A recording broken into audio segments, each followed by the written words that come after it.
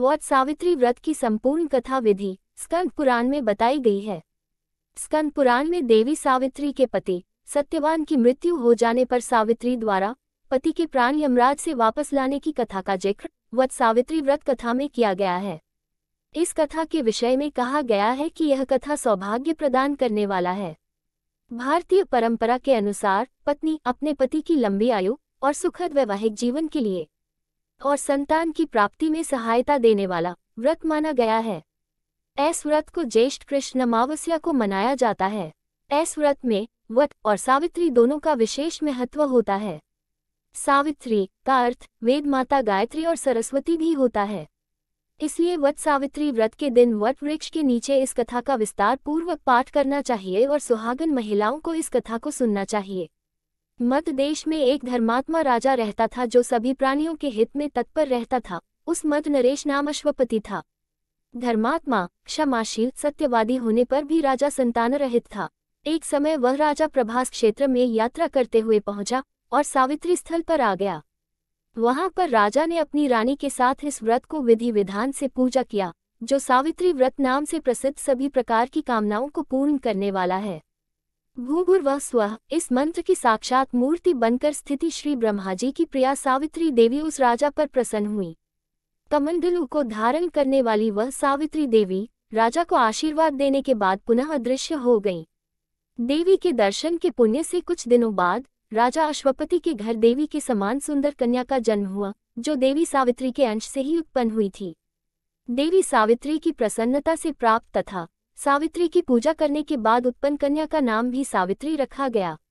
वह राजकन्या देवी लक्ष्मी के समान शोभित होती हुई बढ़ने लगी और धीरे धीरे सुकोमल अंगों वाली वह कन्या यौवनावस्था को प्राप्त हुई। नगरवासी उस कन्या को देखकर यही समझते थे कि वह कोई देवकन्या है। कमल के समान विशाल नेत्रों वाली एवं तेज से अग्नि के समान प्रज्वलित होती हुई वह सावित्री महर्षि भृगु ऋषि द्वारा कहे हुए सावित्री व्रत को करने लगी।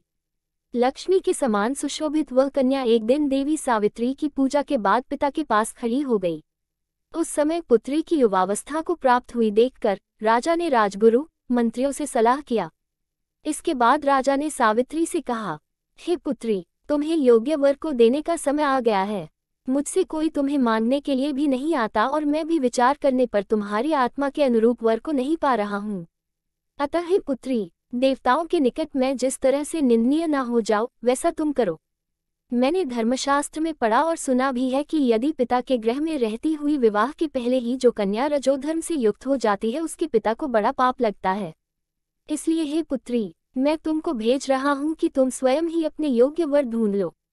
मंत्रियों के साथ शीघ्र जाओ और मेरी बात को मानो। इसके बाद जैसा कहते हैं वैसा ही होगा। ऐसा कहकर सावित्री घर से निकलकर राजर्षियों के साथ तपोवन की ओर चल पड़ी और वहां पहुंचकर माननीय वृद्धजनों को प्रणाम करके सभी तीर्थों और आश्रमों में जाकर पुनः मंत्रियों के साथ सावित्री अपने महल को लौट आई।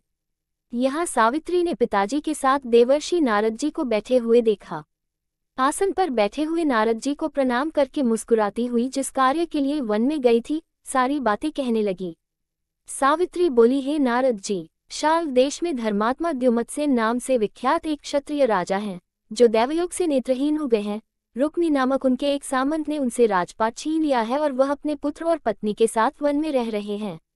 उनका पुत्र सत्यवादी और धर्मात्मा है, उसे ही मैंने मन में पति रूप में वरण किया है।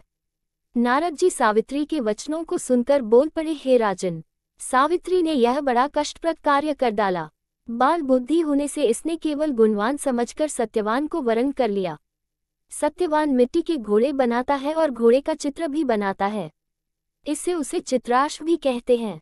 सत्यवान दान और गुण में रंतिदेव के शिष्य के समान है, ब्राह्मणों की रक्षा करने वाला और सत्यवादी है। राजा ययाति के समान उदार, चंद्रमा के समान प्रिय लगने वाला, रूप में दूसरे अश्विनी कुमार के समान और द्युमत्सेन के समान बलवान है।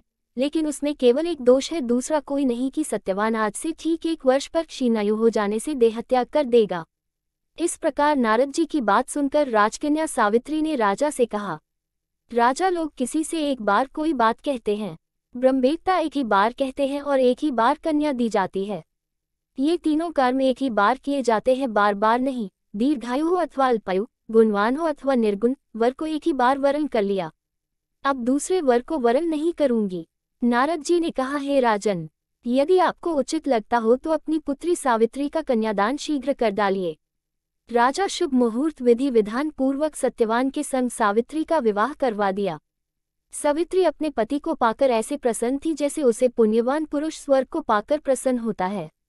सावित्री उस सत्यवान के साथ आश्रम में रहते हुए नारद जी की कही हुई बात को याद करती रहती थी और उस दिन को गिनती रहती थी कि जब सत्यवान देह त्याग कर चले जाएंगे।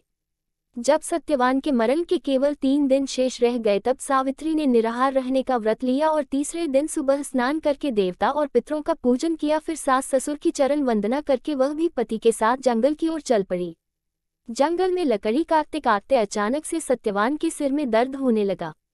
सावित्री ने कहा कि आप कुछ देर मेरी गोद में सिर रखकर सो जाए, फिर हम आश्रम की ओर चलेंगे। जैसे ही सत्यवान सावित्री की गोद में लेटे वैसे ही सावित्री ने देखा कि सांवले पिंगलवर्ण वाले किरीटधारी पीत वस्त्र पहने हुए साक्षात सूर्य के समान उदित हुए पुरुष उनके सामने खड़े हैं। सावित्री ने उन्हें प्रणाम किया और उनसे पूछा कि आप कौन हैं। इस पर यमराज ने कहा कि मैं सब प्राणियों के लिए भयंकर और कर्मानुसार उनका उचित दंड देने वाला यम हूँ। सो हे पतिव्रता सावित्री, समीप में पड़े हुए तुम्हारे पति की आयु समाप्त हो गई है। इसे यमदूत पकड़कर नहीं ले जा सकेंगे, इसलिए मैं स्वयं आया हूँ। ऐसा कहकर यमराज ने सत्यवान के शरीर से अंगुष्ठ मात्र शरीर वाले जीवात्मा को बलपूर्वक निकाल लिया। इसके बाद यमपुरी की ओर चलना शुरू किया। यमराज ने सावित्री से कहा कि कोई भी जीव बिना आयु समाप्त हुए यममार्ग से नहीं जा सकता। सावित्री भी यम के पीछे पीछे चलने लगी। यमराज ने सावित्री से कहा कि कोई भी जीव बिना आयु समाप्त हुए यममार्ग से नहीं जा सकता। सावित्री ने यमराज से कहा कि आप जैसे सज्जन पुरुष के साथ मैं चल रही हूँ, मेरे पति आपके साथ हैं तो मुझे आपके साथ चलने में कोई शर्म और ग्लानि नहीं हो रही है। दूसरी बात, स्त्रियों के लिए इस पृथ्वी लोक में पति को छोड़कर कोई अन्य स्थान नहीं है, इसलिए मैं आपका अनुगमन कर रही हूँ। हे पतिव्रता नारी, जहाँ तक मनुष्य साथ दे सकता है, तुमने अपने पति का साथ दे दिया, अब तुम लौट जाओ। यमराज के लाख समझाने पर भी सावित्री मुड़कर वापस नहीं गई। उनकी ये निष्ठा देखकर यमराज प्रसन्न हो गए और उन्होंने सावित्री से 3 वरदान मांगने को कहा। तब सावित्री ने सास ससुर के लिए आंखें, खोया हुआ राजपाट और 100 पुत्रों का वरदान मांगा। यमराज ने सभी मांगे मानकर सावित्री को वरदान दे दिया। सावित्री की चतुराई से प्रसन्न हुए यमराज। ये तीनों वरदान देकर जब यमराज सत्यवान के प्राण लेकर चलने लगे तो सावित्री फिर उनके पीछे आने लगे। इस बार यमराज नाराज हो गए। तब सावित्री ने यमराज से कहा, आपने मुझे 100 पुत्रों का वरदान दिया है और मेरे पति के प्राण आप लेकर जा रहे हैं। बिना पति के यह वरदान भला कैसे सफल होगा। सावित्री की इस चतुराई से यमराज प्रसन्न हो उठे। उन्होंने तुरंत सत्यवान के प्राण मुक्त कर दिए।